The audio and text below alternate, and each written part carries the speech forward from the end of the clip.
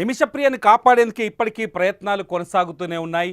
ఎవరైతే సున్నీ లీడర్ ఉన్నాడో, సున్నీ leader Abu Bakr ముసలయార్, ఆయన తీవ్రంగా ప్రయత్నిస్తున్నాడు. యమన్లోని సున్నీ లీడర్తో సమావేశం అవుతున్నాడు. వరుసగా యమన్లోని ఎవరైతే Sheikh Habib Omar bin Hafiz ఎవరైతే ఉన్నారో ఆయనతో ఎవరైతే తలాల్ విక్టిమ్ తలాల్ ఉన్నారో, నిమిషప్రియ చేతిలో హత్యకు గురైన విక్టిమ్ తలాల్ ఉన్నాడో, తలాల్ ఫ్యామిలీ దగ్గరికి వెళ్ళి మళ్ళీ మాట్లాడుతున్నారు. నిన్న ఆ తలాల్ సోదరుడు ఎవరైతే యమన్లో ఉన్న తలాల్ కుటుంబ సభ్యుడు, తలాల్ సోదరుడు ఎవరైతే అబ్దుల్ ఫతా మెహదీ, ఎవరైతే తలాల్ అబ్దో మెహదీ తమ్ముడు అబ్దుల్ ఫతా మెహదీ నిన్న ఒక స్టేట్మెంట్ ఇచ్చారు. ఏమిచ్చాడంటే, ఎట్టి పరిస్థితుల్లోనూ నిమిషప్రియను క్షమించేది లేదు. ఆల్రెడీ పెన్నులు ఎత్తేసారు, అంటే పెన్నులు ఎత్తేసారు, పేపర్లు ఆరిపోయాయి. అంటే మాకు అనేకమైన అది యమన్లో ఒక పాపులర్ సామెత, పెన్నులు ఎత్తేసారు పేపర్లు ఆరిపోయాయి అంటే ఒక సంఘటన పైన చర్చ పూర్తయింది, ఆ చర్చ ఒక నిర్ణయానికి వచ్చింది, ఆ నిర్ణయం పైన పునరాలోచన ఉండదు అని ఆయన అబ్దుల్ ఫతా తలాల్ చెప్పారు. నేను అబ్దుల్ ఫతా తలాల్ మాటల ప్రకారం నిమిషప్రియకు క్షమాభిక్ష దొరకదు అనే విషయం వెలుగులోకి వచ్చింది. ఇదంతా ఒక్కసారిగా భారతదేశంలో ఎవరైతే నిమిషప్రియ ప్రాణాలు కాపాడాలని కోరుకుంటున్నారో వాళ్ళందరికీ తీవ్ర ఆందోళన కలిగిస్తుంది. ఇవాళ కూడా మరో దఫా చర్చలకు ఎవరైతే Sheikh Habib Omar bin Hafiz ఉన్నారు, Sheikh Habib Omar bin Hafiz ఎవరైతే మీ సున్నీ లీడర్ ఉన్నారో, కేరళలో ఉన్న మన అబూ బకర్, ఏపీ కాంతాపురం ఏపీ అబూ బకర్ ముసలియార్ ఆయనకు స్నేహితుడు. ఈయన 2022లో కేరళలోని మర్కజ్ నాలెడ్జ్ సిటీ ప్రారంభించడానికి వచ్చాడు. అప్పటి నుంచి వీళ్ళిద్దరి మధ్య స్నేహం కొనసాగుతుంది. ఈ స్నేహం ఆధారంగా యమన్లో చర్చలు జరుపుతున్నారు. దయచేసి నిమిషప్రియకు క్షమాభిక్షను ప్రసాదించండి వేడుకుంటున్నారు ఈ సున్నీ లీడర్లు. ఇటు భారత ప్రభుత్వం కూడా నిమిషప్రియ ప్రాణాన్ని కాపాడేందుకు ప్రతి క్షణం తీవ్రంగా ప్రయత్నిస్తుంది. నిమిషప్రియను కాపాడి ప్రాణాలతో తీసుకురావాలని ప్రయత్నిస్తుంది. ఎట్లీస్ట్ నిమిషప్రియకు ఉరిశిక్ష కాకుండా శిక్ష తీవ్రతనైనా తగ్గించాలని ఆలోచిస్తుంది, ప్రయత్నాలు చేస్తుంది. అక్కడి లీగల్ సెల్ తోటి, అట్లాగే భారత ప్రభుత్వం యమన్ ప్రభుత్వంతో టచ్లో ఉంది. కానీ దౌత్యపరమైన సంబంధాలు పూర్తి స్థాయిలో లేకపోవడంతో దౌత్యపరమైన చర్చలు తీసుకోలేని పరిస్థితి ఏర్పడ్డది. మరోవైపు షరియా చట్టాలు అమల్లో ఉన్నాయి కాబట్టి కనీసం బ్లడ్ మనీ అయినా తీసుకుంటారని ఆశతో ఎదురు చూస్తున్నారు. అంతేకాదు save Nimishapriya international affairs committee కూడా ప్రస్తుతం యమన్లో నిమిషప్రియ తల్లి ప్రేమకుమారితో కలిసి అక్కడ నిమిషప్రియ ప్రాణాలు కాపాడేందుకు ప్రయత్నం చేస్తున్నారు. సనా, యమన్ రాజధాని సనాలో వీళ్ళంతా తీవ్రమైన ఆందోళన మధ్య తలాల్ ఫ్యామిలీ దగ్గరే కూర్చున్నారు. తలాల్ ఫ్యామిలీ మనసు మార్చే ప్రయత్నం చేస్తున్నారు. నిజానికి నిమిషప్రియకి ఉరిశిక్ష విధించింది ఎవరైతే నిమిషప్రియకి ఉరిశిక్షను విధించింది 2020లో ఉరిశిక్షని ఖరారు చేశారు. అప్పటి నుంచి ఈ చర్చలు అయితే కొనసాగుతూనే ఉన్నాయి. అయితే 2020 నుంచి నిమిషప్రియ తల్లి ప్రేమకుమారి ఒక్కతే ఈ పోరాటం చేస్తూ వస్తుంది. తాజాగా 2023 తర్వాత నిమిషప్రియని ఉరి తీయాలని యమన్ ప్రెసిడెంట్ కూడా స్టాంప్ వేసిన తర్వాత భారత ప్రభుత్వం కావచ్చు, లేకపోతే భారత కేరళ రాష్ట్ర ప్రభుత్వం కావచ్చు, లేకపోతే మన బోటి వాళ్ళు కావచ్చు, నిమిషప్రియ అంశం పైన తీవ్రమైన ప్రచారం చేస్తున్నారు. సోషల్ మీడియాలో చర్చలకు వెళ్తున్నారు. ఏదేమైనా నిమిషప్రియని కాపాడే అన్ని రకాల ప్రయత్నాలు చేస్తారు. నిమిషప్రియకి సంబంధించిన అప్డేట్ సమాచారం కావచ్చు, నిమిషప్రియకి సంబంధించిన పూర్తి వివరాలని కావచ్చు, ఎప్పటికప్పుడు సుమన్ టీవీ కూడా మీ ముందుకు తీసుకొస్తుంది. ఎందుకంటే మన తోటి భారత మహిళ తన పైన జరిగిన అఘాయిత్యాన్ని తప్పించుకునే పనిలో భాగంగా దారుణంగా ఆ తలాల్ అనే ఒక మూర్ఖుడిని, రాక్షసుని చంపేసింది. ఆమె హత్య చేయడం వెనుక, అంటే సాధారణంగా మనం అనుకుంటాం ఒక ప్రాణాన్ని కాపాడుకోవడం కోసం ఒక మూర్ఖుడో లేకపోతే ఒక హంతకుడో మన పైకి వచ్చినప్పుడు మన ప్రాణాలని మనం కాపాడుకునే హక్కు మనకు ఉంటుంది. నిమిషప్రియ కూడా అదే పని చేసింది. కానీ ఆ హక్కు అతిపెద్ద తప్పుగా మారింది యమన్లో. ఎందుకంటే ఒక విదేశీయురాలు వచ్చి మా దేశానికి సంబంధించిన తలాల్ అబ్దో మెహదీ అనే మా పౌరుని చంపేస్తారా అనే కోణంలో ఈ విచారణ అంతా ఒక్కసారిగా నిమిషప్రియ అతిపెద్ద దోషిగా మారిపోయింది. నిజానికి నిమిషప్రియ కేసులో సనా కోర్టులో విచారణ జరుగుతున్నప్పటికీ పూర్తి స్థాయిలో అరబిక్ భాషలో జరిగింది. ఇవి చాలా చిన్న పాయింట్లు చెప్పడానికి ఈ వీడియో చూస్తున్న వాళ్ళకి కావచ్చు, లేకపోతే నిమిషప్రియ ప్రాణాలు కాపాడాలనుకునే వాళ్ళు ఒక్కసారి ఈ విషయాలన్నీ ఆలోచించాల్సిన అవసరం ఉంది. చిన్న చిన్న పాయింట్లే, చిన్న చిన్న అంశాలే నిమిషప్రియ పాలిట శాపంగా మారాయి. మొట్టమొదటిది ఏంటంటే తను తప్పు చేసింది అనే ధోరణిలో చూసే వాళ్ళ సంఖ్య ఎక్కువగా ఉంది. చాలామంది నేను చేస్తున్న వీడియోల కింద లేకపోతే లైవ్ల కింద కామెంట్ చేస్తున్నారు, ఆమె హత్య చేసింది కాబట్టి శిక్ష పడాలి. హత్య ఎందుకు చేసింది? మీ ఇంట్లోనో, మీ కుటుంబంలోనో, మీ ఇంట్లోని ఆడపిల్లకు ఇటువంటి పరిస్థితి వస్తే మీరేం చేస్తారు? అతన్ని ఖచ్చితంగా తప్పించుకోవడానికో లేకపోతే ప్రాణాన్ని రక్షించుకోవడానికో ఏదో ఒక ప్రయత్నం చేస్తారు కదా. అదే ప్రయత్నం నిమిషప్రియ చేసింది. దేశం కాని దేశంలో పొట్ట చేత పట్టుకొని బతకడానికి వెళ్తే, మా దేశంలోకి వచ్చావు కాబట్టి నాతో తిరగాలి, నాతోనే ఉండాలి, నేను పెళ్ళామంటే భరించాలి, నేను ఉమ్మేస్తే పడాలి. మీకు నిమిషప్రియ కథలో ఒక కీలకమైన ఘట్టాన్ని చెబుతాను. ఏంటంటే ఆ ఘట్టాన్ని మేము Suman TV artificial intelligence images ద్వారా మీకు చూపించే ప్రయత్నం చేస్తుంది. ఒకసారి ఆ ఘట్టంలోకి వెళ్దాం. హత్యకు ముందు చాలా తీవ్రమైన పరిణామాలు జరిగాయి. మీరు నా పక్కనున్న ఈ స్క్రీన్లో చూస్తే మీకు అర్థమవుతుంది. నిమిషప్రియ ది న్యూస్ మినిట్ అనే ఒక వెబ్సైట్కి ఒక ఇంటర్వ్యూ ఇచ్చింది. నిమిషప్రియ ఆ సమాజ్ జైల్లో ఉన్నప్పటికీ కూడా ఆ జైలు నుంచి తమ కుటుంబ సభ్యులతో మాట్లాడేందుకు వారానికి ఒక 2 సార్లు అవకాశం దొరికినప్పుడు ది న్యూస్ మినిట్ అనే ఒక పత్రిక ఆమెను ఇంటర్వ్యూ చేసింది. ఆమె మాటల్లో విన్న సమాచారాన్ని మేము ఆర్టిఫిషియల్ ఇంటెలిజెన్స్ ద్వారా ఈ ఇమేజెస్ క్రియేట్ చేసాం. ఒకసారి చూడొచ్చు. నిమిషప్రియ 2014లో యమన్లో ఒక క్లినిక్ని ప్రారంభించింది. చాలా క్లియర్గా వినండి. నిమిషప్రియ 2014లో యమన్లో ఒక క్లినిక్ని ప్రారంభించింది. ఆ క్లినిక్ ప్రారంభించడానికి మొదట ఈ తలాల్ అబ్దో మెహదీ సహకారం తీసుకోవాలి అనుకుంది. నిమిషప్రియ ఆమె భర్త కూడా మాట్లాడిన మాటల ప్రకారం ఇదంతా. సో ఎందుకంటే యమన్లో ఎవరైనా విదేశీయులు వ్యాపారాన్ని ప్రారంభించాలి అంటే చాలా రొటీన్ విషయమైనా చాలా స్పష్టంగా చెప్పాలనుకుంటున్నా, వినండి. ఎవరైనా యమన్లో వ్యాపారం ప్రారంభించాలంటే ఆ దేశానికి సంబంధించిన పౌరుడు ఆ వ్యాపారంలో కనీసం భాగస్థుడుగానైనా ఉండాలి. నిమిషప్రియకి 2014లోనే ఈ తలాల్ ఈమె పనిచేస్తున్న ఒక గవర్నమెంట్ ఆసుపత్రిలో నర్సుగా పనిచేసేది. అంతకుముందు 2008 నుంచి 2014 వరకు ఆ గవర్నమెంట్ ఆసుపత్రిలో అబ్దుల్ లతీఫ్ అనే వ్యక్తి ఒక క్లినిక్ ఉండేది. ఆ క్లినిక్లో కూడా నర్సుగా పనిచేసేది. ఆ సమయంలోనే నిమిషప్రియకి తలాల్ అక్కడ వడ్రంగి పని చేయడానికి లేకపోతే చెత్త ఊడ్చేయడానికి, ఇతను ఒక నైపుణ్యం లేని లేబర్ అనమాట, కనీసం సాంకేతిక నైపుణ్యం లేని ఒక కార్మికుడు ఈ తలాల్ అబ్దో మెహదీ. అక్కడికి వచ్చినప్పుడు నిమిషప్రియకి పరిచయం అయ్యాడు. ఎందుకంటే ఆ క్లినిక్లో నిమిషప్రియనే కీలకమైన వ్యక్తి. ఆమె దగ్గర వైద్యం చేసుకోవడానికి అక్కడున్న మనుషులు ఎక్కువ మంది వచ్చేవాళ్ళు. సో అక్కడ పరిచయమైన ఈ తలాల్ నిమిషప్రియతో సాన్నిహిత్యంగా ఉండడం, నిమిషప్రియకి అవసరమైన సహాయం చేయడం, మేడం అంటూ ఆమె చుట్టూ తిరగడం, కొంత ఇద్దరి మధ్య సాన్నిహిత్యం ఏర్పడింది. సాన్నిహిత్యం ఏర్పడంతో నిమిషప్రియ భర్త థామస్కు ఒక ఐడియా వచ్చింది.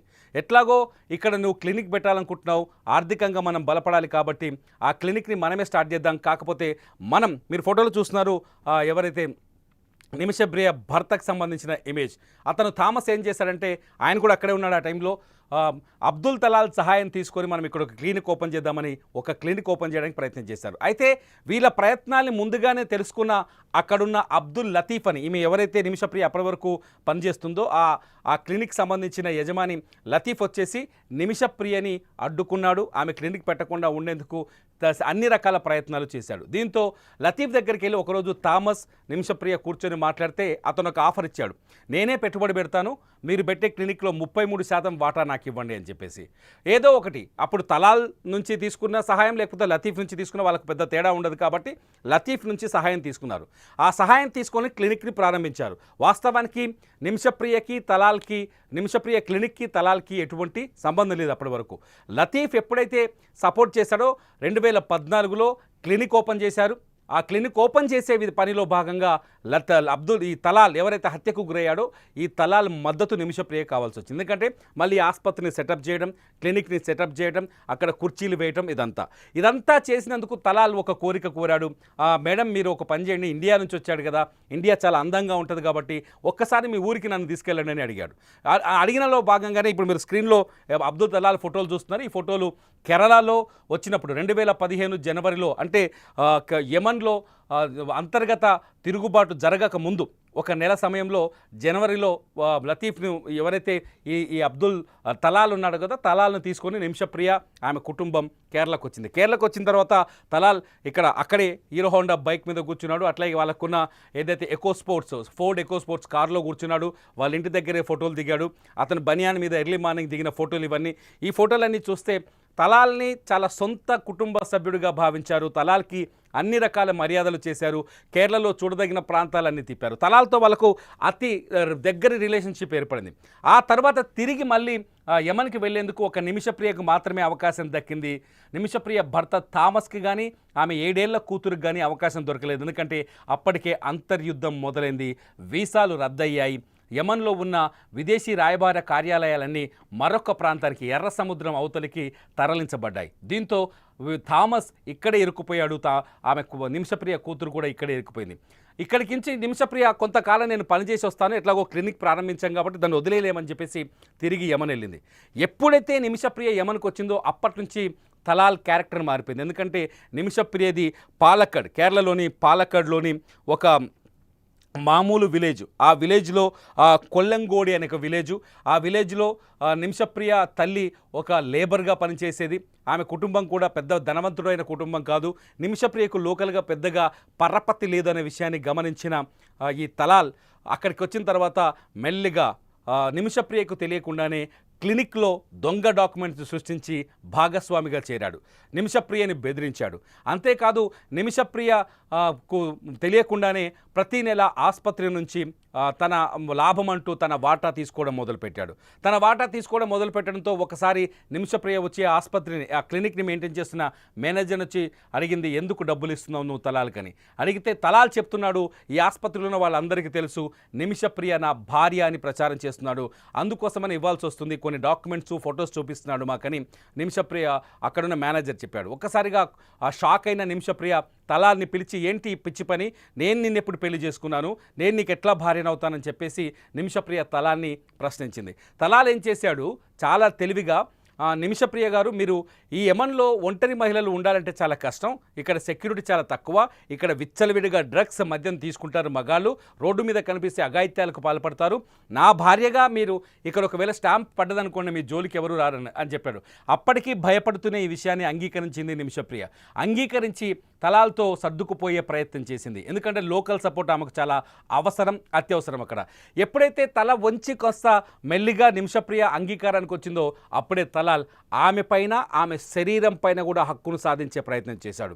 ఆసుపత్రికి వచ్చేవాడు, ఒకసారి ఏఐ జనరేటెడ్ ఇమేజెస్ చూస్తే మీకు అర్థమవుతుంది.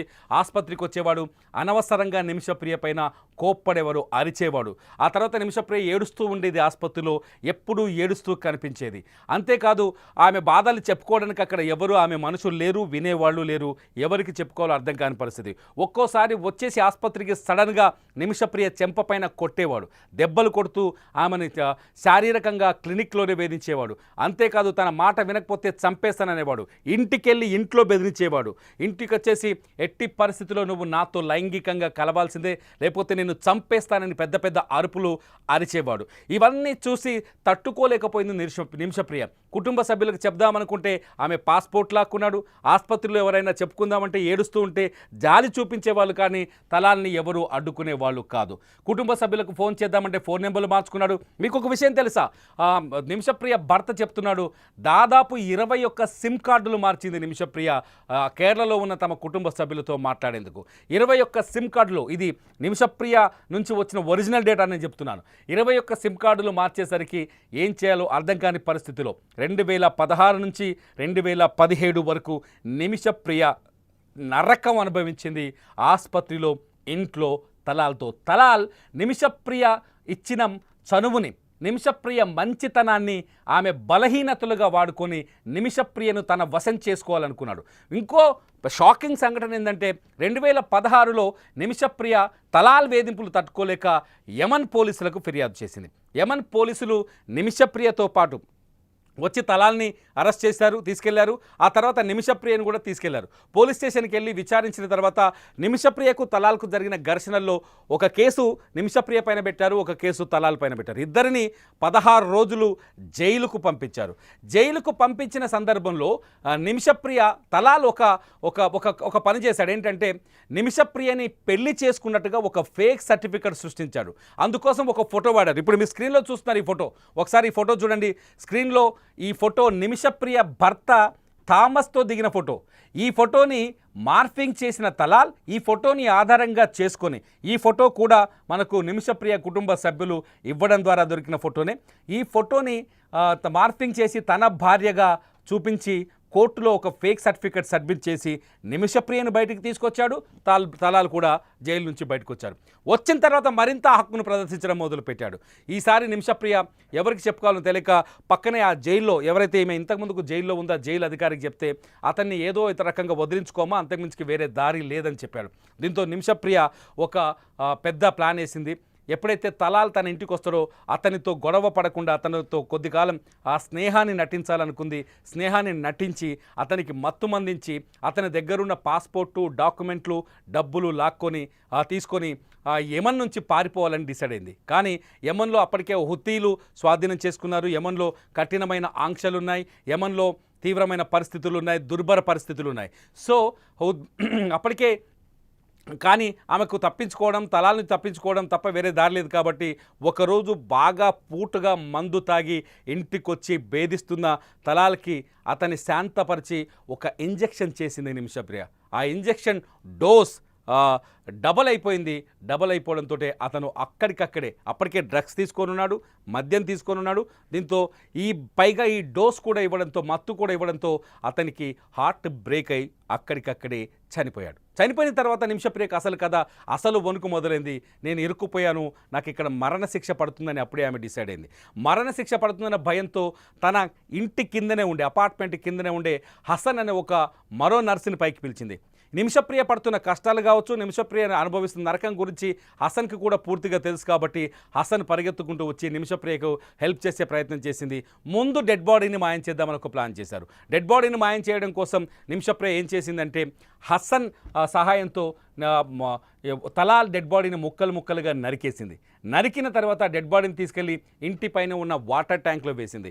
వాటర్ ట్యాంక్లో వేసేసి అక్కడి నుంచి తప్పించుకొని సౌదీకి పారిపోయే ప్రయత్నం చేసింది. సౌదీకి పారిపోయే ప్రయత్నంలో పోలీసులకు దొరికింది. అసలు కథ ఇక్కడే ఉంది. ఎప్పుడైతే నిమిషప్రియ పోలీసులకు దొరికిందో కొన్ని పత్రికలు, భారతదేశానికి సంబంధించిన పత్రికలు, ఈ స్టోరీకి మీరు చూస్తున్న తమ్మునేలకు అసలు కారణం అదే. భారతదేశంలో ఉన్న కొన్ని పత్రికలు ఏం చేసాయో తెలుసా? నిమిషప్రియ యమన్లో తన యమన్ భర్తని ముక్కలుగా నరికేసిందని ఒక వార్తను రాశారు. చాలా పత్రికలు ఈ వార్తలు వచ్చాయి. ఇది తట్టుకోలేకపోయామని నిమిషప్రియ భర్త థామస్ కేరళలో ఒక పత్రికకి ఇచ్చిన ఇంటర్వ్యూలో బోర్న విలపిస్తూ చెప్పాడు. ఎందుకంటే థామస్ ఇక్కడ ఆటో నడుపుతూ అత్యంత దుర్భరమైన స్థితిలో కుటుంబాన్ని లాగుతున్నాడు. నిజానికి వీళ్ళు చాలా పేదవాళ్ళు, పేదరికంలో మగ్గుతున్న వాళ్ళు అయినప్పటికీ 8.6 కోట్ల రూపాయల డబ్బుని విరాళాలుగా సేకరించి నిమిషప్రియను కాపాడేందుకు తీవ్రమైన ప్రయత్నం చేస్తున్నారు. ఆమె తల్లి తనకున్న ఇల్లుని, కొంచెం పొలాన్ని కూడా అమ్మేసి ఆ డబ్బు తీసుకొని యమన్కి వెళ్ళింది. వాళ్ళకి ఏదైతే డబ్బు ఉంటుందో, ఇది బ్లడ్ మనీ ఉంటుందో ఇవ్వడానికి తీవ్రంగా ప్రయత్నిస్తోంది. ఇదంతా ఎప్పుడైతే ఇప్పుడు మధ్యవర్తిత్వం వహిస్తున్నారో సున్నీ లీడర్లు, ఈ కథంతా సున్నీ లీడర్లకు తెలుసు. సున్నీ లీడర్లు నిమిషప్రియ గొంతుతో ఆమె బాధను విన్నారు, ఆమె కుటుంబాన్ని గురించి తెలుసుకున్నారు. వీళ్ళందరూ కలిసి నిమిషప్రియను కాపాడేందుకు తీవ్రమైన ప్రయత్నం చేస్తున్నారు. ఇది ఒరిజినల్గా జరిగింది.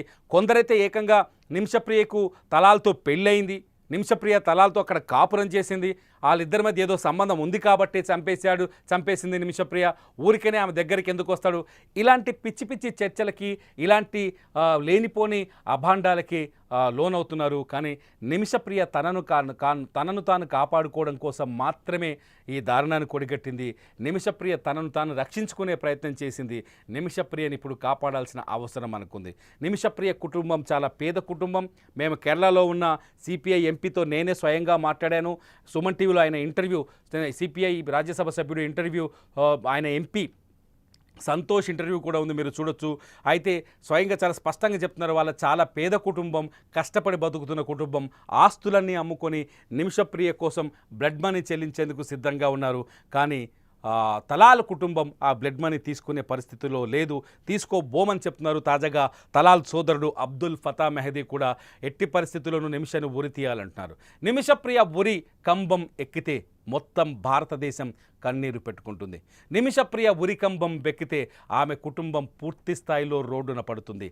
నిమిషప్రియను ఉరి తీస్తే ఈ భారతదేశం భరించలేదు. మీరేమనుకుంటారు? నిమిషప్రియని రక్షిద్దామా? నేనంటున్నాను సేవ్ నిమిషప్రియ అని. మీరంటున్నారా? నిజంగా మీ మనసులో నిమిషప్రియని రక్షించాలని ఉంటే ఈ వీడియో కింద సేవ్ నిమిషప్రియ అని కామెంట్ చేయండి. చూస్తూనే ఉండండి సుమన్ టీవీ డిజిటల్ లైవ్.